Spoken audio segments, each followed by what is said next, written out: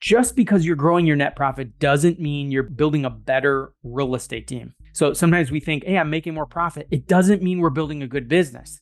If that revenue depends on the real estate team leader to produce. So I'm going to show you an example of a P&L from a real estate team that on paper looks like they're doing better because their net profit is going up.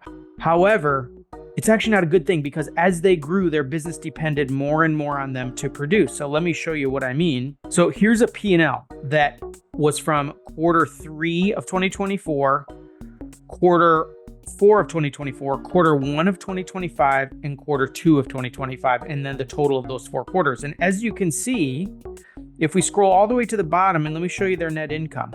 Net operating income went from 35 to 8,000 in the next quarter, then went to 12,623, then 114,000.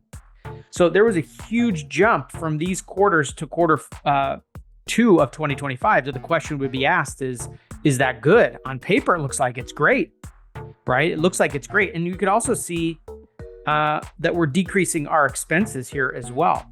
But here's the issue.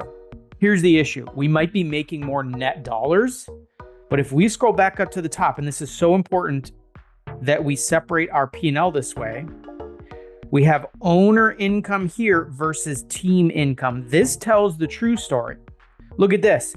The team, so this would be any deal that was not done by the owner, went from 389 down to 352, down to 175, down to 237.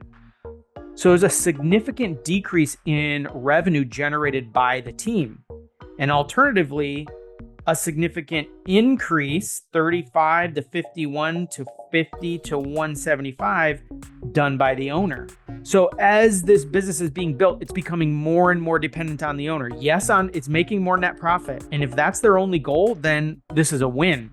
But if this team's goal is to build a business, if this team leader's goal is to build a business that runs without them, we are not on the right track. We're building a business that requires more and more from us as the owner, and that's a problem.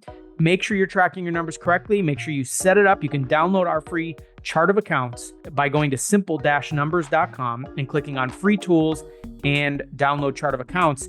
And you can see exactly how we set up our P&Ls for our real estate team members so they can see exactly what's going on in the business and know whether they're on or off track, not just looking at net profit. Thanks for watching.